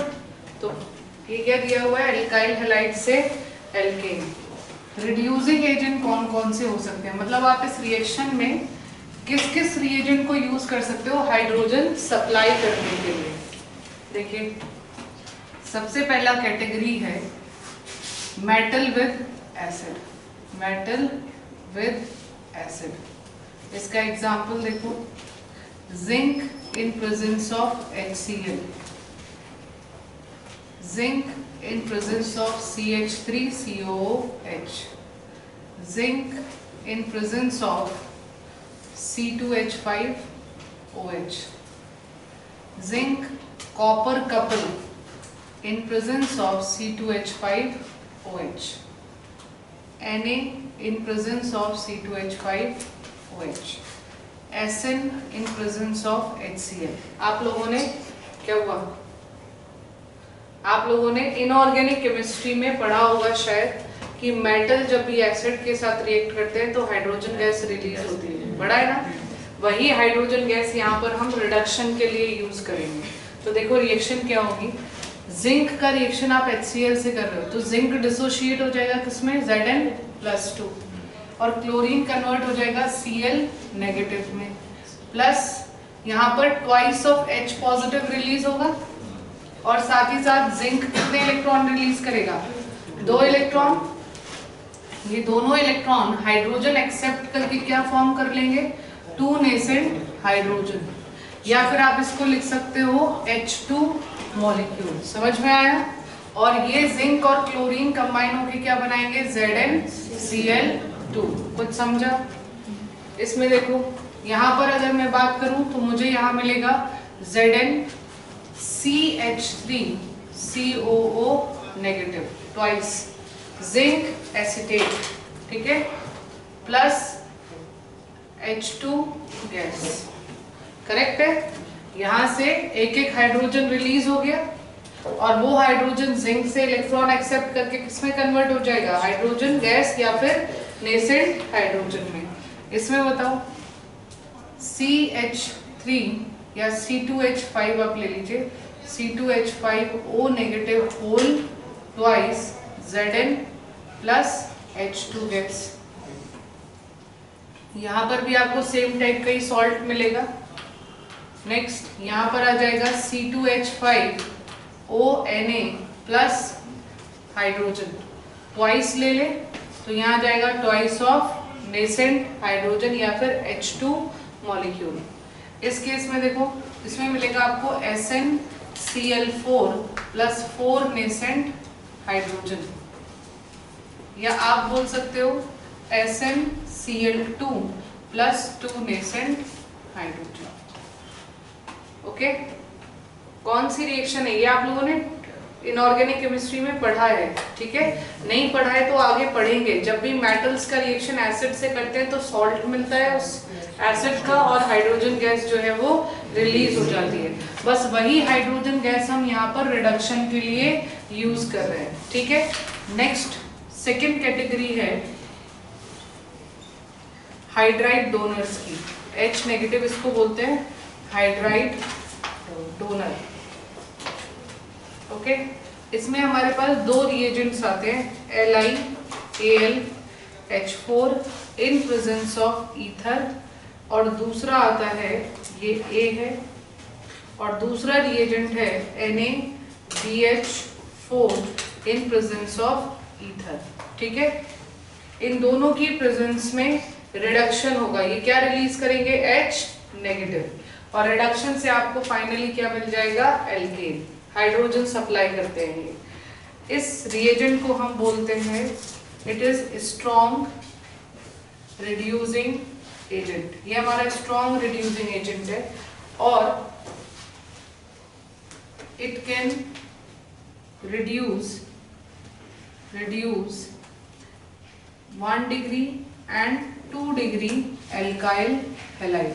इसका मतलब क्या है, अगर मैं आपको कोई एल्काइल ग्रुप दूं CH3 CH2 एंड Br, ठीक है, जिस कार्बन पर हेलोजन है वो कैसा कार्बन है 1 डिग्री, तो आप इसे बोलोगे 1 डिग्री एल्काइल हैलाइड।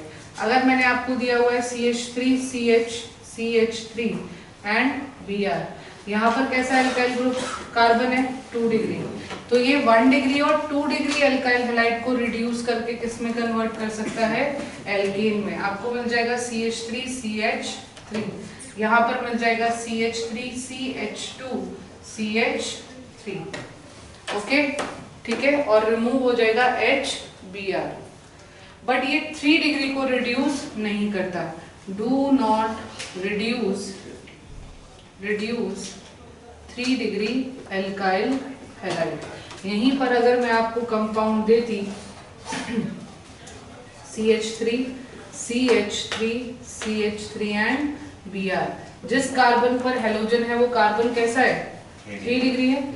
इसका अगर आप रिडक्शन करोगे LiAlH4 की प्रेजेंस में LiAlH4, तो यहाँ पर कोई रिएक्शन नहीं होगी। समझ में आया? और बहुत बार इस चीज को MCQs में पूछ लेते हैं। नेक्स्ट देखो NaBH4, it is mild reducing agent. Mild reducing agent, it can reduce 3 degree and 2 degree alkyl halide। 3 degree और 2 डिग्री को रिड्यूस करता है, but do not reduce 1 degree alkyl halide. 1 degree को रिड्यूस नहीं करेगा। सेम, बस यहां पर रिएक्शन नहीं होगी, अब इन दोनों की रिएक्शन हो जाएगी। Okay, clear? नेक्स्ट जो थर्ड कैटेगरी है वो है आपका रेड फॉस्फोरस विद HI। इसको हम बोलते हैं इट इज स्ट्रॉन्गेस्ट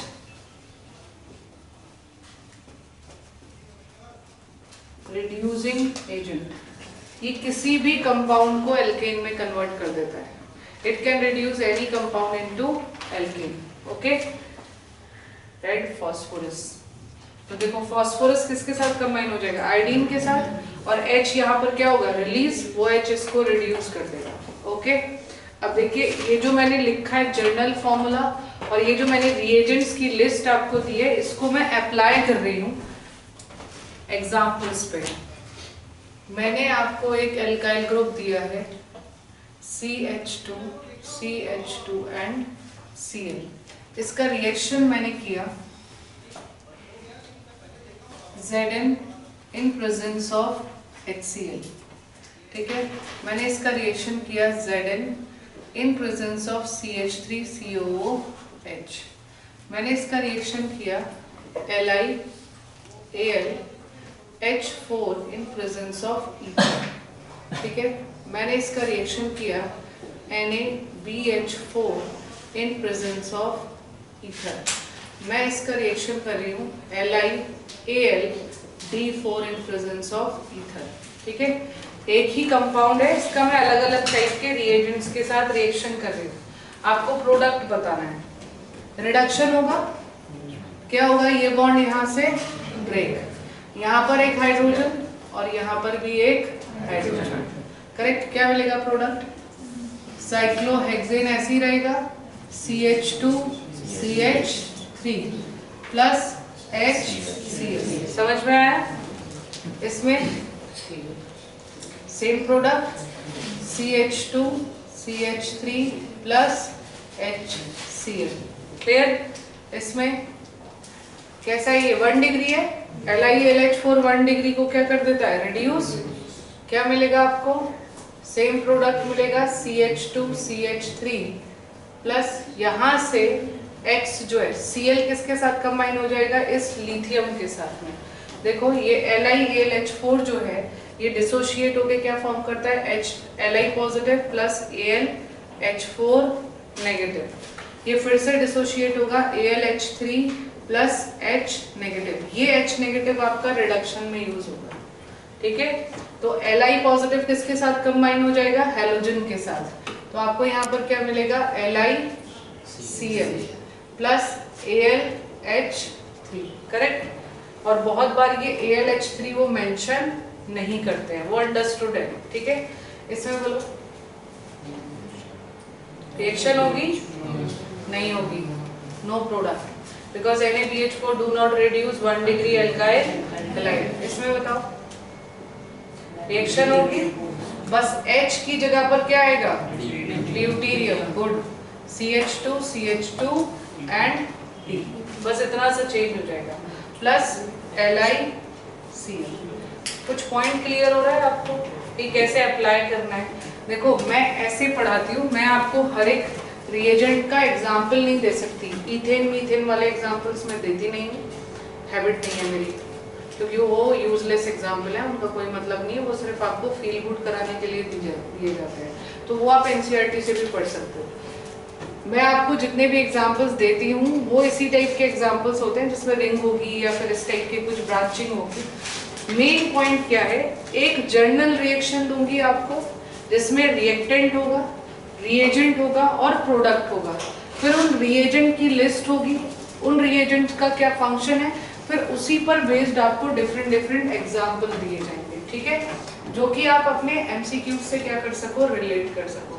अब इसमें जो आपको करना है वो है रिएजेंट का फंक्शन याद करना। एक बार ये रिएजेंट आपने याद कर लिए, आगे पूरी ऑर्गेनिक केमिस्ट्री में इनका फंक्शन सेम है, they are going to behave as a reducing agent, fix है। आपने जो कैटालिटिक रिडक्शन पढ़ा है वो हमेशा एक ही जैसा होता है, इनका फंक्शन भी सेम है, ये हमेशा हाइड्रोजन ही सप्लाई करेंगे। ठीक है, तो एक बार आप इनके फंक्शन को याद कर लेंगे तो आपको आगे इजी होता जाएगा ऑर्गेनिक केमिस्ट्री। ठीक है, अभी थोड़ा सा डिफिकल्ट लगेगा बट धीरे धीरे आप समझ जाएंगे। आज जाकर प्लीज NCERT खोलिएगा, हाइड्रोकार्बन वाला सेक्शन, उसके स्टार्टिंग वाले जो पॉइंट्स हैं, हाइड्रोकार्बन से लेकर एल्केन जहाँ स्टार्ट हो रहा है और एल्केन की प्रिपरेशन में एल्काइल हैलाइड तक जो मैंने पढ़ा दिया उसको आप रीड करना। ठीक है, तब आपको डिफरेंस खुद ब खुद क्लियर हो जाएगा कि हम क्या पढ़ रहे हैं और हमें बोर्ड्स में क्या पढ़ना है। ठीक है,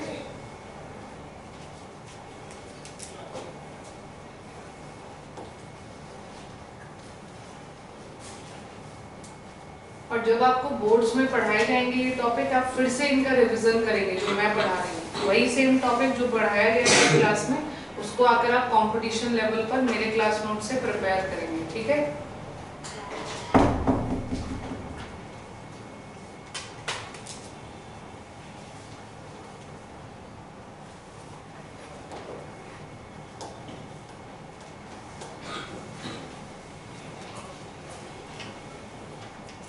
अच्छा इसी में हम यूज कर सकते हैं, इसी में मैं ऐड कर देती हूँ red phosphorus plus HI।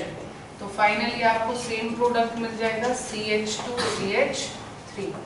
Okay, और अगर इसी कंपाउंड का मैं रिएक्शन कर दूं किसके साथ, D2 in presence of Ni और PD इन हीट, तब भी आपको सेम प्रोडक्ट ही मिलेगा, बस चेंज क्या होगा, CH2D हो जाएगा।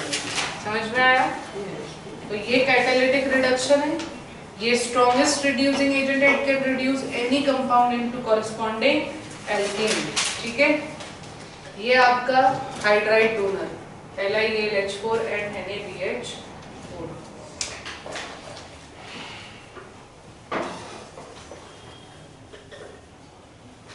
इसका एक्सप्लेनेशन मैं अभी आपको नहीं दे रही हूँ, ऐसा क्यों होता है, क्योंकि मैंने आपको न्यूक्लियोफिलिक सब्स्टिट्यूशन नहीं पढ़ाया है, तो वो आपको समझ में नहीं आएगा, इसलिए मैं इसको नहीं एक्सप्लेन कर रही हूँ क्यों ऐसा होता है।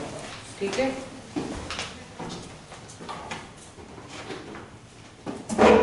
तो कभी कभी टीचर्स पूछ लेते हैं कि क्यों रिड्यूस हो रहा है, तो आप क्या बोलेंगे कि अभी हमने सब्स्टिट्यूशन पढ़ा नहीं है।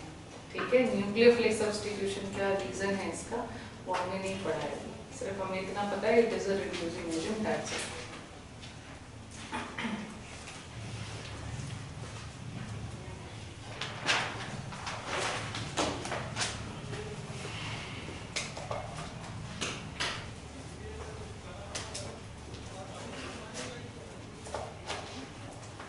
उन लोगों को मेरा पढ़ाया हुआ समझ में भी आता है या बस गर्दन हिलाते रहते हो? बोलो, आता है? मतलब मैं सच में, मेरे को बहुत बुरा लगता है तुम लोगों को पढ़ाते हुए ना, मैं बहुत ऐसी चीजें बता देती हूँ जो मतलब तुम्हारे लेवल से काफी ऊपर है, क्योंकि लॉजिकली तो मुझे तब बताना चाहिए जब आप बोर्ड्स अपना पढ़ लो, उसके बाद आपका ये हाइड्रोकार्बन होना चाहिए था, तो मैं आपको बताती तो मुझे बुरा नहीं लगता। मैं आपको पता है कैसे ट्रीट करती हूँ, मैं आपको ट्रीट करती हूँ LKG UKG के स्टूडेंट की तरह, मतलब मेरा ऐसा मानना है, ये मेरे को इंटरनली ऐसे लगता है कि आप अभी बच्चे हो, उतने छोटे बच्चे लगते हो आप, तो मुझे आपको आपके फेसेस जब रिएक्शंस नहीं आते ना फेस पे कि हाँ समझ में आ रहा है, तो मुझे अंदर से लगता है कि शायद इनको कुछ ज्यादा ही मैंने हार्ड टॉपिक पढ़ा दिया है। पर एक चीज है, जो बच्चे होते हैं ना, उनकी जो एब्जॉर्ब करने की, नॉलेज एब्जॉर्ब करने की जो रेट ऑफ रिएक्शन है वो बहुत हाई होती है। They are very very very good catalyst.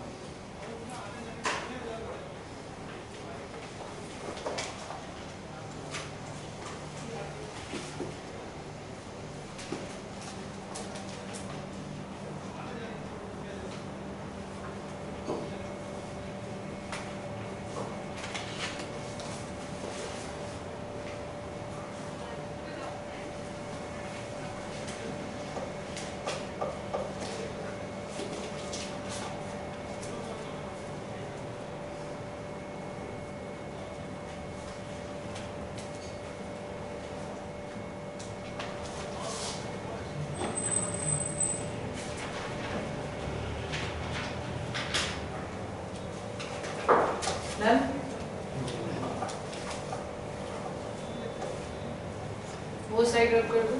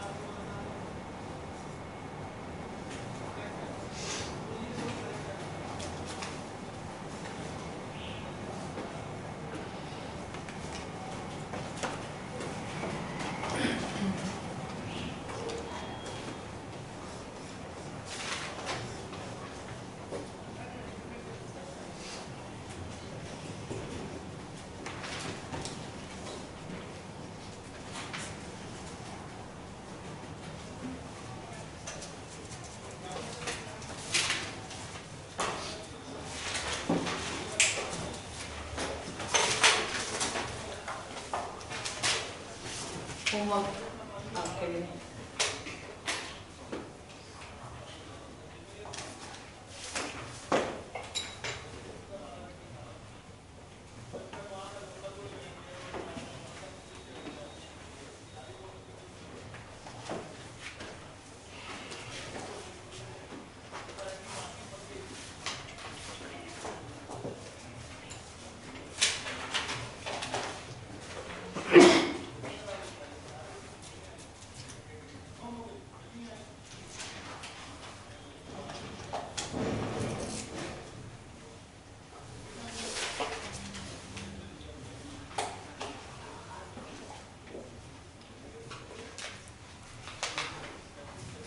एक ले लीजिए, स्पेस छोड़ दीजिए, लिख लीजिएगा बाद में।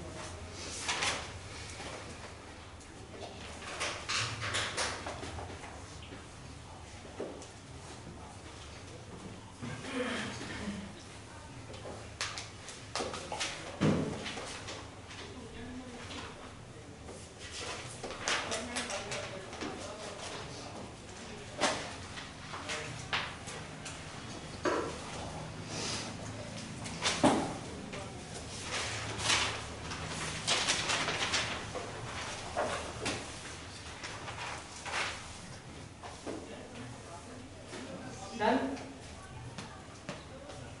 नेक्स्ट हेडिंग लिखिए,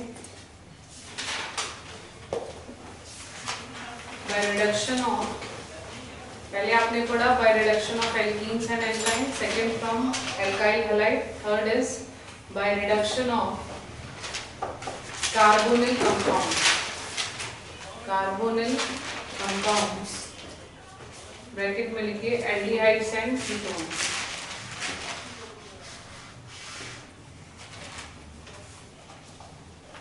एल्डिहाइड्स एंड कीटोन्स, इसमें सिर्फ दो ही रिएक्शन है और आप ये रब कर दूं, और ये डायरेक्ट है, मतलब इसका कुछ ऐसा पॉइंट नहीं है, कोई एक्सेप्शन नहीं है, डायरेक्टली आप इससे प्रिपेयर कर सकते हो। Carbonyl compounds, carbonyl compounds, carbonyl compounds का मतलब होता है जिसमें C double bond O group हो, ठीक है। तो इसमें मैं आपको पहले दे रही हूँ aldehyde, RC double bond OH, aldehyde हो सकता है, या फिर आप ले सकते हो RC double bond O, R that is ketone, पता है ना ये सबको, एल्डिहाइड एंड कीटोन। एल्डिहाइड और कीटोन का हम रिएक्शन कराते हैं दो रिएजेंट्स के साथ में, एक है हमारा ZnHg in presence of concentrated HCl। तो देखो मेटल विद एसिड दिया हुआ है, तो नेसेंट हाइड्रोजन रिलीज होगा यहाँ पर, ठीक, वो नेसेंट हाइड्रोजन इस बॉन्ड को ब्रेक कर देगा, क्लियर। यहाँ पर आ जाएगा 2 नेसेंट हाइड्रोजन और यहाँ पर भी 2 नेसेंट हाइड्रोजन, क्लियर है। इस बॉन्ड को ब्रेक कर देंगे, ऑक्सीजन पर 2 नेसेंट हाइड्रोजन और इस कार्बन पर भी 2 नेसेंट हाइड्रोजन। इस रिएक्शन का नेम है क्लेमेंसन रिडक्शन, ओके।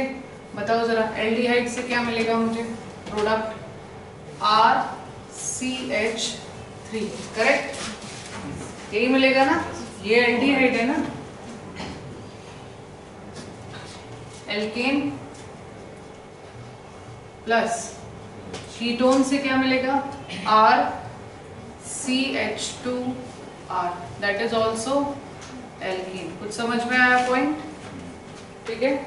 नेक्स्ट देखो, यहाँ पर हम यूज करेंगे NH2, इसको हाइड्राजीन बोलते हैं, या फिर आप इसकी जगह पर लिख सकते हो N2H4, दोनों का मतलब सेम ही है, hydrazine in presence of basic medium. इस रिएक्शन का नाम है वुल्फ किश्नर रिडक्शन। यहाँ पर भी रिएक्शन सेम ही होगी और सेम ही टाइप का प्रोडक्ट आपको यहाँ पर मिलेगा। क्या मिलेगा, यहाँ पर आ जाएगा RCH3 plus RCH2R, that is alkene. Example देखो इसका,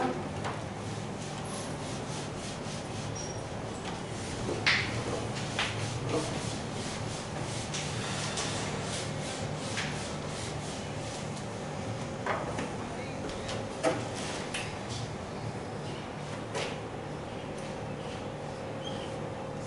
क्या है बोलो? कीटोन है। नेम बताओ इसका। 1 2 3 and 4 butan 2 one, right.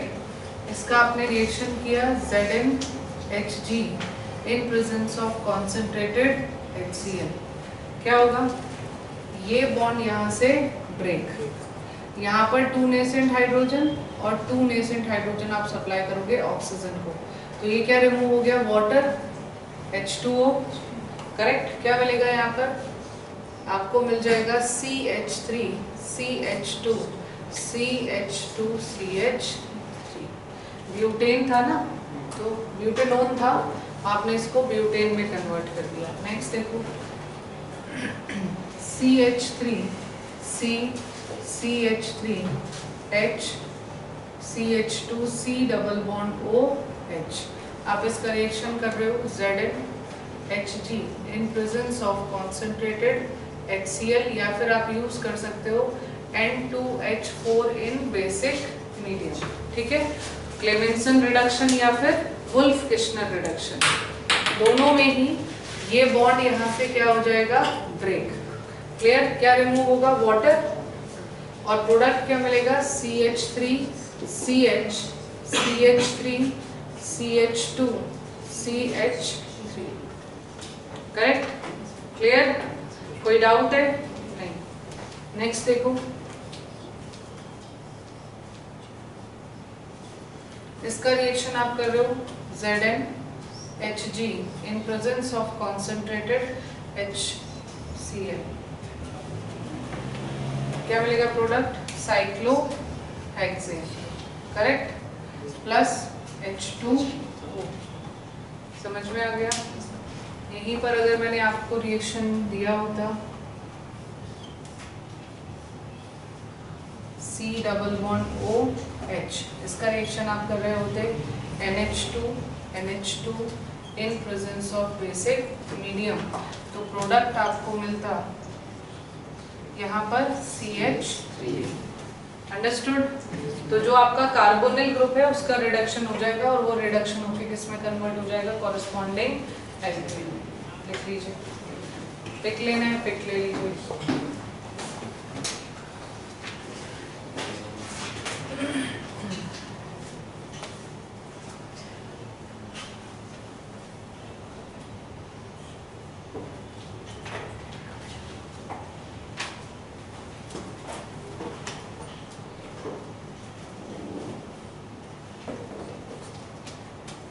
Done?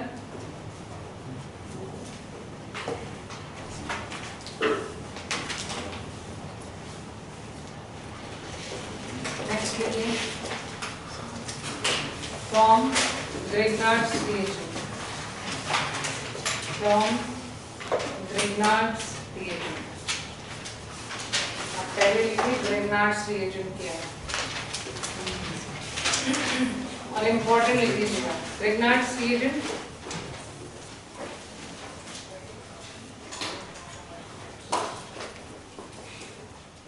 देखो, इसके बिना ऑर्गेनिक केमिस्ट्री अधूरी है।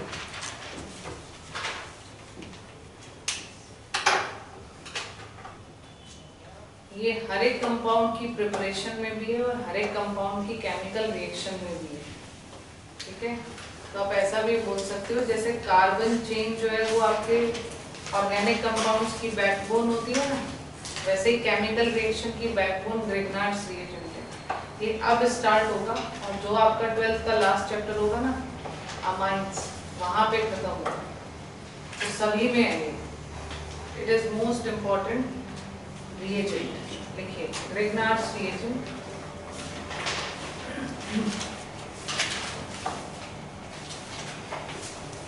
Victor Grignard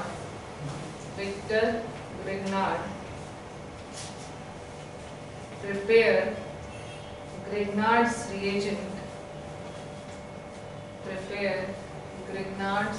reagent by heating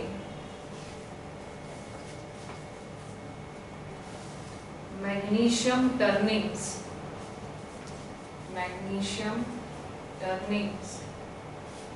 with alkyl halide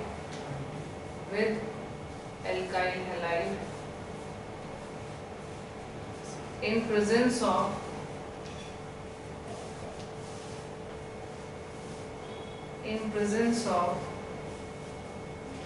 dry alcohol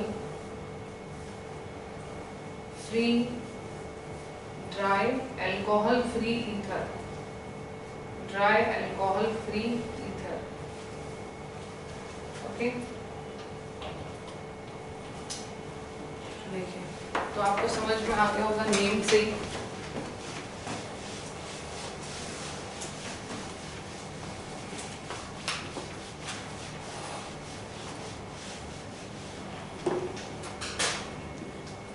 alkyl halide इसका रिएक्शन हम करेंगे किसके साथ? मैग्नीशियम के साथ में इन presence of dry ether, okay clear. जब आप इस रिएक्शन को प्रोसीड करते हो तब ये जो मैग्नीशियम है ये जाकर इस बॉन्ड में इंसर्ट हो जाएगा और आपको प्रोडक्ट मिलेगा RMgX। इसको बोलते हैं ग्रिग्नार्ड्स रिएजेंट, ओके। और इसका नेम है एल्काइल मैग्नीशियम हैलाइड। ये आपका ऑर्गेनो मेटेलिक कंपाउंड है, ठीक है। ऑर्गेनोमेटेलिक कंपाउंड्स वो होते हैं जिसमें एक पार्ट ऑर्गेनिक होगा और एक पार्ट आपका मेटल होगा। तो ये पार्ट ऑर्गेनिक है और ये आपके मेटेलिक पार्ट कंसिडर कर रहे हैं, ठीक है। ऑर्गेनोमेटेलिक कंपाउंड्स में जो बॉन्ड होता है दैट इज कोवेलेंट बॉन्ड, या आप बोल सकते हो पोलर कोवेलेंट बॉन्ड होता है। पहले ये आपका कोऑर्डिनेट बॉन्ड होता है वो जो धीरे धीरे जो है कन्वर्ट हो जाता है किसमें? प्योर कोवेलेंट में। तो कोवेलेंट बॉन्ड प्रेजेंट है यहाँ पर। देखिए जरा इसका फॉर्मेशन कैसे हुआ, ये कैसे फॉर्म हुआ। RX alkyl halide, RX can be RF, RCl, RBr और RI, कुछ भी हो सकता है, ठीक है। ये आपके एल्काइल हैलाइड्स हो सकते हैं। जो भी हमें एल्काइल हैलाइड दिया हुआ है, हैलोजन जो है वो हमारा मोर इलेक्ट्रोनेगेटिव एटम है, राइट, जिसकी वजह से यहाँ जो भी सिग्मा बॉन्डेड इलेक्ट्रॉन्स होंगे वो हैलोजन की तरफ शिफ्ट हो जाएंगे, partial negative and partial positive. Slowly ये बॉन्ड यहाँ से क्या होगा? ब्रेक, ठीक है। इस बॉन्ड का क्या हो रहा है? हीट्रोलिसिस। और हीट्रोलिसिस के बाद आपको मिलेगा R positive plus X negative. ये क्या है आपका? कार्बोकैटायन। अब ये कार्बोकैटायन नेक्स्ट स्टेप में देखो, मैग्नीशियम क्या है हमारा? मेटल है, तो इजीली आयोनाइज हो जाएगा। क्या देगा? Mg2 positive plus 2 electrons, correct. ये 2 इलेक्ट्रॉन कौन गेन करेगा? Carbocation. R positive accept 2 electrons and convert into R negative, ठीक है, क्लियर, सही है ना। 2 इलेक्ट्रॉन का मतलब एक लिया तो न्यूट्रल हो गया, फिर एक और लिया तो नेगेटिवली चार्ज, ठीक है। अब ये मैग्नीशियम इस X नेगेटिव के साथ और इस R नेगेटिव के साथ क्या करेगा? कंबाइन होगा। ये इसका स्टेप नंबर 1 2 3 4।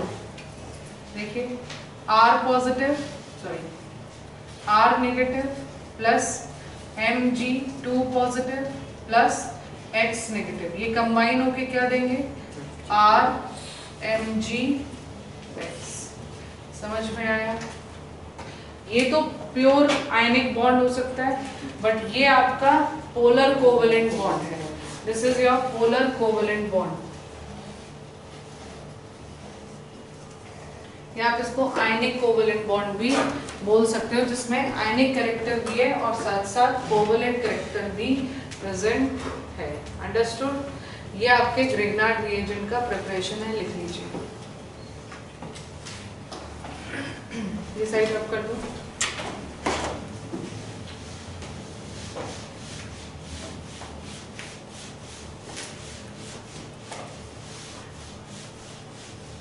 या मेंशन करना पोलर। फिजांस रूल पढ़ा है ना आप लोगों ने? पढ़ा है फिजांस रूल केमिकल बॉन्डिंग में? फिजांस रूल तो उसमें क्या होता है, जो लार्ज साइज एनायन होते हैं उसको कैटायन अपनी तरफ क्या कर लेता है, अट्रैक्ट कर लेता है, जिसकी वजह से उसका शेप जो है वो डिस्टॉर्टेड हो जाता है और फिर उसमें कोवेलेंट कैरेक्टर आ जाता है। तो सेम वैसा ही कुछ यहाँ पर भी हुआ है। जो मैग्नीशियम है वो अपने पॉजिटिव चार्ज से आर नेगेटिव के इलेक्ट्रॉन्स को अपनी तरफ खींच लेता है, जिसकी वजह से आयनिक बॉन्ड में कोवेलेंट कैरेक्टर आ जाता है। ठीक है, इसलिए हम उसको क्या बोल रहे हैं, पोलर कोवेलेंट बॉन्ड। अंडरस्टूड? पहले था वो आयनिक ही, but due to Fajans rule it changes into covalent bond.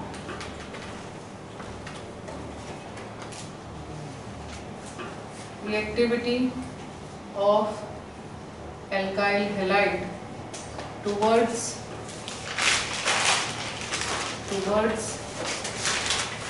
Magnesium. देखिए सबसे ज्यादा रिएक्टिव कौन सा एल्काइल हैलाइड होगा, Ri, एल्काइल आयोडाइड, फिर RBr, then RCl and least reactive is RF। Grignard reagent के फॉर्मेशन में मैग्नीशियम के साथ जो रिएक्टिविटी रेट है वो सबसे ज्यादा किसका होगा, Ri का होगा, क्योंकि यहाँ पर जो आपका बॉन्ड है उसका लेंथ ज्यादा है। लार्ज साइज आयोडीन है ना, with increase in size of halogen bond length increases, due to which bond dissociation energy decreases, जिसकी वजह से I जो है वो सबसे इजीली यहाँ से क्या हो जाएगा, रिमूव। समझ में आया? तो ये रिएक्टिविटी रेट है किसके लिए, मैग्नीशियम के लिए।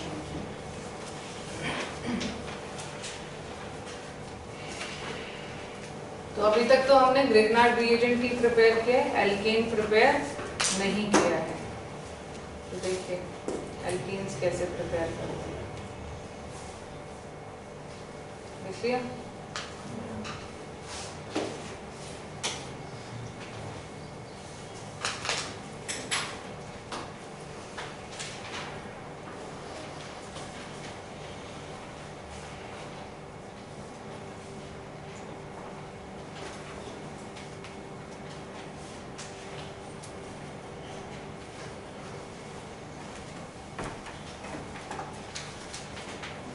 Grignard's reagent RMgX, it is treated with different type of compounds। ठीक है, वो different type of compounds मैं भी आपको बता रही हूँ। ये जो RMgX है ये जब भी डिसोशिएट होगा तो आप मुझे बताओ R के पास कैसा चार्ज आएगा, नेगेटिव या पॉजिटिव? R नेगेटिव होगा या पॉजिटिव होगा?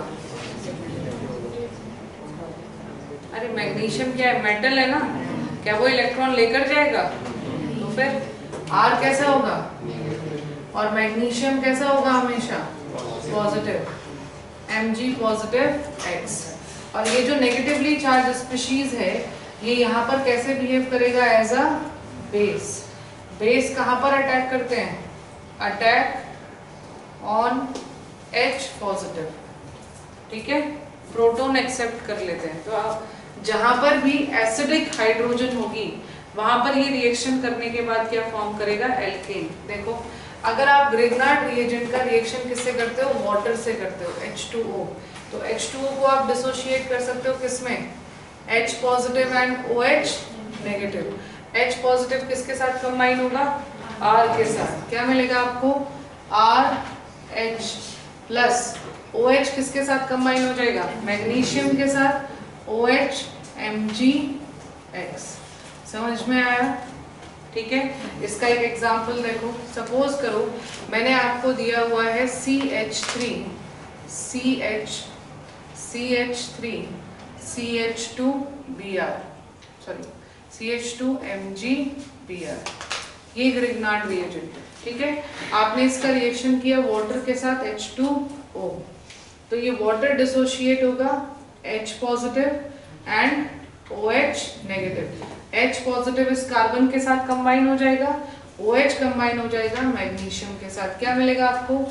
CH3C CH3H CH3 plus OHMgX और Br, करेक्ट, क्लियर। नेक्स्ट देखो, इसी का एक और एग्जांपल मैंने आपको दिया, बेंजीन रिंग। बेंजीन रिंग पर अटैच है MgBr, इसका आप रिएक्शन कर रहे हो D2O के साथ में, बोलो क्या मिलेगा? D positive and OD negative, hydrogen की जगह पर ड्यूटेरियम यूज किया है, बस इतना ही चेंज है। तो ये जो D पॉजिटिव है, जब आप इसे डिसोशिएट करोगे तो क्या मिलेगा? ये हो जाएगा नेगेटिव प्लस MgBr पर कैसा चार्ज आएगा? पॉजिटिव, तो D कंबाइन हो जाएगा इसके साथ, क्या मिलेगा आपको? बेंजीन, यहाँ पर ड्यूटेरियम, ये क्या है? Benzene plus ODMgBr, okay. Next देखो, अगर आप रिएक्शन कर रहे हो, सपोज करो मैंने दिया आपको अमोनिया NH3, तो अमोनिया भी तो डिसोशिएट हो सकता है ना NH2 नेगेटिव में और H पॉजिटिव में, हो सकता है। क्या मिलेगा आपको यहाँ पर? RH plus NH2 negative MgBr, बताओ सही है या नहीं है?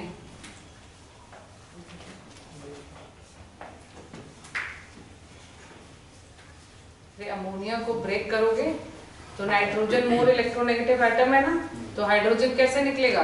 H पॉजिटिव की फॉर्म में, और नाइट्रोजन पर क्या रहेगा? Negative charge. तो H पॉजिटिव हमेशा किसके साथ कंबाइन होगा? R नेगेटिव के साथ में, तो क्या मिलेगा? एल्केन, और साथ में मिल जाएगा सॉल्ट, क्लियर। इसका एग्जांपल देखो, मैंने आपको दिया है ये साइक्लो, यहाँ पर प्रेजेंट है MgBr, या फिर आप इसको ले लीजिए CH2MgBr, ठीक है। आपने इसका रिएक्शन किया किसके साथ? NH3 के साथ में, तो क्या मिलेगा आपको प्रोडक्ट? इस पर आ जाएगा CH3, correct, plus NH2MgBr, okay, clear. कोई डाउट है किसी को? अभी ये लॉन्ग लिस्ट है, आज बस यहीं पे खत्म कर रही हूँ, ठीक है। अभी बाकी है फ्लो चार्ट आगे, लिख लीजिएगा।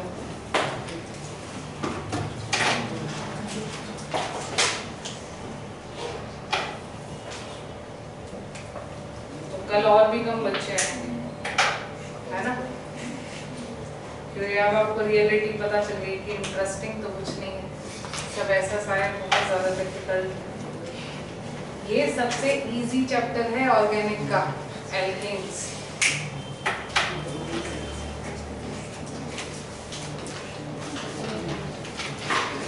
लोग भी सोचते होंगे मैम बोल के हमें ये डिफिकल्ट है, ये डिफिकल्ट है, ये डिफिकल्ट है, बोल के पता नहीं क्या क्या पढ़ा दिया है। तो आज आपका होमवर्क क्या है? NCERT जाकर पढ़ना है मतलब एक बार रीड करेंगे ताकि आपको थोड़ा सा कॉन्फिडेंस आए, ठीक है, हाइड्रोकार्बन्स को लेकर। Thank you.